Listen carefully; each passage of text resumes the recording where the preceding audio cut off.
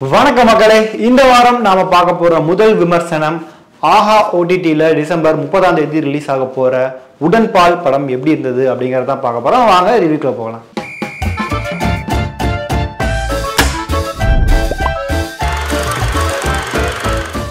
விநாயகம் அப்படிங்கிறவருக்கு பரமன், கண்மணி, பார்த்திபன் 3 பிள்ளைகள். இதுல பரமனும் கண்மணியும் ஏற்கனவே கல்யாணம் ஆனவங்க. தீனா ஒரு பிரியாணி கடை வச்சு பொழப்ப ஓட்டிட்டு இருக்காரு. இந்த நிலையில பரமனுடைய குடும்பத்துக்கும் கண்மணியுடைய குடும்பத்துக்கும் நிறைய பொருளாதார நெருக்கடி, அவங்களுக்கு அதிகமா பணம் தேவைப்படுது. இந்த மாதிரி பிரச்சனைகள் இருக்காங்க. இந்த நிலையில தாங்க வாழ்ற வீடை, அதாவது விநாயகத்துடைய சொந்த வீடை வித்துடலாம், அது மூலமா கிடைக்கிற பணத்தை வச்சு நம்ம பிரச்சனைகளை சால்வ் பண்ணிடலாம் அப்படின்னு அவங்க பிளான் பண்றாங்க. பட் இதுக்கு விநாயகம் ஒத்துக்கவே இல்லை கடைசி வரைக்கும். ஸோ அதுக்கு பிறகு என்னாச்சு, அவங்களுடைய பண தேவைக்கு பணம் கிடைச்சாதா இல்லையா, பணமா பாசமா அப்படின்னு சொல்லியிருக்கிறது தான் இந்த உடன்பால் படத்தினுடைய மீதி கதை.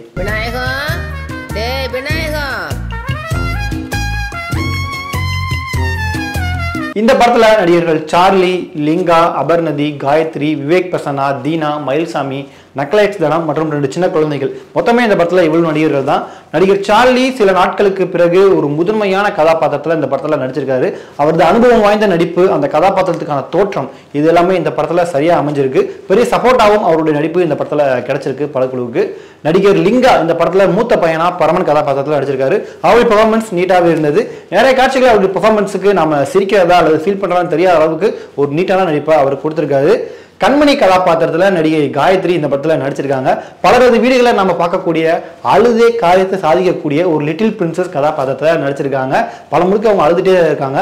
அவருடைய கணவனா விவேக் பிரசன்னா நடிச்சிருக்காரு. இது வரைக்கும் பார்க்காத ஒரு வித்தியாசமான விவேக் பிரசன்னாவை இந்த படத்துல நம்ம பார்க்கலாம். ரொம்பவும் வித்தியாசமான நடிப்புல நம்மள நகைச்சுவையாக நடிச்சு நம்மளை சிரிக்க வச்சிருக்காரு. நிறைய இடங்களில் அவருடைய ஹியூமர் ஒர்க் அவுட் ஆயிருக்கு. இவர் தவிர்த்து இந்த படத்துல தீனா, அபர்ணதி, மயில்சாமி, நக்லைட்ஸ் தனம் மற்றும் சின்ன குழந்தைங்க மாஸ்டர் தர்ஷித் சந்தோஷ் மற்றும் மானியாஸ்ரீ, இவங்க எல்லாருமே அந்த கதாபாத்திரத்துக்கு தேவையானதை சரியா பண்ணியிருக்காங்க. ஒரு காட்டுல ஒரு சிங்கம் இருந்துச்சான். அதுக்கு ஒரு குட்டி சிங்கம் இருந்துச்சான். அந்த குட்டி சிங்கம் சரிவான விடு.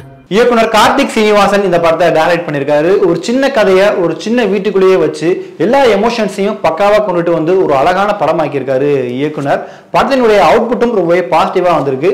எல்லா வீடுகளிலும் நடக்கக்கூடிய ஒரு சீரியஸான பிரச்சனை, ஆனா அந்த சீரியஸான பிரச்சனையை சீரியஸான டோன்ல கொண்டுட்டு போகாம நகைச்சுவை மாநில கொண்டுட்டு வந்து ஜெயிச்சிருக்காரு இயக்குனர். இந்த படத்தினுடைய ஸ்கிரீன் பிளே எந்த இடத்துலையும் போர் அடிக்காம நமக்கு என்கேஜிங்கா தான் கொண்டுட்டு போயிருக்காங்க.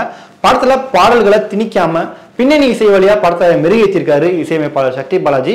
படத்தினுடைய டிஓபி மதன் கிறிஸ்டோபர் ஒரே வீட்டுக்குள்ளேயே ரிப்பீட்டட் ஃபிலிம்ஸ் எதுவுமே நமக்கு வராம வெவ்வேறு ஆங்கிள் காமிச்சு ரொம்பவே அழகாவே அதை கேப்சர் பண்ணியிருக்காரு.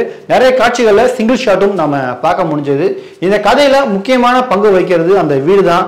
அந்த வீட்டை ஆர்ட் டைரக்டர் மதன் உடஞ்சு போன சோஃபா, வால் கிளாக்கு, சோர்ல பாதி உதிர்ந்துகிட்டு இருக்க பெயிண்ட் அப்படின்னு ரொம்பவே நல்லாவே செதுக்கியிருக்காரு.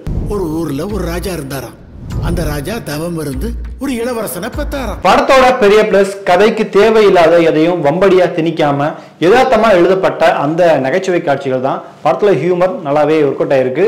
அப்பா மகன் மகள் உறவு, இது பத்தி இந்த படத்துல நகைச்சுவையா சொல்லியிருந்தாலும் அது சீரியஸா பார்க்கப்பட வேண்டிய விஷயம். படத்துடைய கிளைமேக்ஸ்ல எல்லாரையும் கண்கலங்க வச்சுட்டாங்க. நாம நம்ம அம்மா அப்பாவை எப்படி பார்த்துக்கிறோமோ அதே மாதிரி தான் ஃபியூச்சர்ல நம்ம குழந்தைங்க நம்மளை பார்த்துப்பாங்க அப்படின்னு ஒரு அழகான மெசேஜ் இந்த படம் மூலமா கன்வே பண்ணியிருக்காங்க. அதை சொன்ன விதமும் ரொம்ப அருமையா இருந்தது. ஒரு சின்ன கதையை ஒரு சின்ன பட்ஜெட்ல ஒரு நல்ல படமாக்க முடியும் அப்படிங்கிறதுக்கு இந்த படம் ஒரு நல்ல எடுத்துக்காட்டு. ஒரு மனிதர்களுடைய இன்னொரு முகம், அதாவது பொருளாதார சூழல், பண நெருக்கடி, இதெல்லாம் ஒரு மனுஷனை எந்த அளவுக்கு யோசிக்க வைக்கிறது அப்படின்னு மனிதர்களுடைய இன்னொரு முகத்தையும் காட்ட இந்த படக்குழு தவறல. மற்றபடி படம் ரொம்ப அருமையா இருந்தது. படத்துல கூட ஒரே ஒரு டிராபேக் என்ன அப்படின்னு பாத்தீங்கன்னா, படத்துல மல்லிகா அப்படின்ற ஒரு பெண் கதாபாத்திரத்தை காட்டுறாங்க.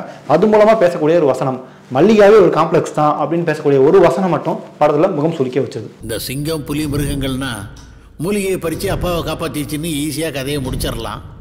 ஆனா இந்த மனுஷ பயலுக எப்போ எதை செய்வானுங்கன்னே தெரியலையே தாத்தா. மொத்தத்துல இந்த உடன்பால் வீட்டுல குழந்தைங்களோட பெரியவங்க எல்லாரும் உட்காந்து சேர்ந்து பார்க்க வேண்டிய ஒரு நல்ல படைப்பு. இந்த படத்தை தியேட்டர்ல ரிலீஸ் பண்ணியிருந்தாங்கன்னா அந்த பல்வேறு ஆடியன்ஸோட உட்காந்து நம்ம பார்த்து சிரிச்சிருக்கலாம். பட் ஏன் ஓடிடியில் ரிலீஸ் பண்ணாங்கன்னு தெரியல. டோட்டலி ஒரு நல்ல எமோஷனல் ஃபன் கேரண்டி.